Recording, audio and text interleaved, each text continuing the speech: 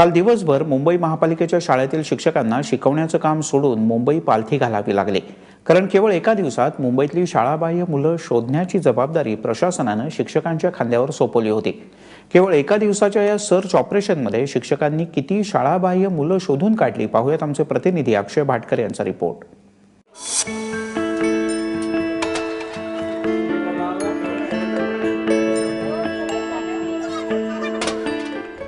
मुंबई महापालिकेच्या शाळेतील शिक्षकांनी काल गल्लोगल्ली फिरून मुंबई पालथी घातली। कारण प्रशासनानं या शिक्षकांच्या खांद्यावर नवीन जबाबदारी सोपवली आहे, ती म्हणजे शाळाबाह्य मुलांचा शोध घेण्याची।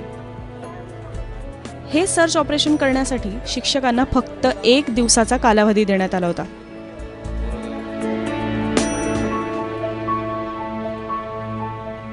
आता आपण आहोत कुलाब्याच्या आंबेडकर नगरमध्ये आणि या ठिकाणी शिक्षक सर्वे करताना आपण बघू शकतो। हे जे शिक्षक आहेत ते आहेत कुलाबाच्या म्युनिसिपल स्कूल आहे त्याचे शिक्षक आहेत। ते या ठिकाणी सर्वे या ठिकाणी करत आहे आणि नेमकं का शाळेत मुलं जात नाही हा त्यांना सवाल या ठिकाणी ते सगळ्यांना विचारत आहेत। या शिक्षक ताबडतोब अशी कोणती मुलं मिळाली तर ताबडतोब ते नोट डाऊन करतात आणि त्यांच्याकडे जे काही त्यांना पेपर दिलेले आहे त्याच्यावर नाव नंबर त्यांचे आईवडिलांचं नेमकं कारण काय आहे शाळेत न जाण्याचं ते सगळं या ठिकाणी नोट डाऊन करत असताना करून ते नंतर शासनाला ते सबमिट करतात। असा एकूण हा सर्वे आहे।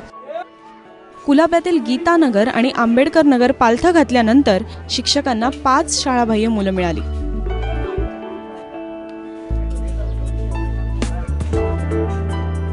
मैं मुंबई में आया 4 महीना पहले गणपति में। अच्छा, तो पहले कहाँ रहते थे?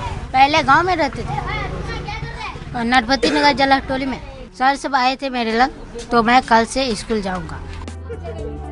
दरम्यान या शाळाबाह्य मुलांचा शोध घेण्याची जबाबदारी शिक्षकांना डोकेदुखी वाटू लागली। गेल्या वर्षी किंवा त्याच्या आदल्या वर्षी अशा प्रकारचं सर्वेक्षण केलं गेलं होतं आणि ते केलेलं सर्वेक्षण शासनाला सादरही केलं होतं। मात्र काही NGOनी उगाच त्याच्यावरती आक्षेप नोंदवलेत आणि पुन्हा पुन्हा ती प्रक्रिया करावी लागते। हे मान्य आहे की काही विद्यार्थी हे सापडतात, पण शाळाबाह्य मुलं जी असतात त्यांचं मोठ्या प्रमाणात जे प्रमाण असतं हे स्थलांतरित मुलांचं असतं। त्यामुळे आज जी मुलं एका ठिकाणी आहेत ती उद्या त्या ठिकाणी असतात असं नाहीये। शाळाबाह्य विद्यार्थ्यांना शिक्षणाच्या प्रवाहात आणण्याचा निर्णय स्वागतार्हच आहे, मात्र त्यासाठी शिक्षकांकडून शोध मोहीम राबवणं नक्कीच पुरेसं नाही। त्यासाठी प्रशासनाला पालिका शाळांतील सुविधांचा आणि शिक्षणाचा दर्जाही सुधारावा लागणार आहे।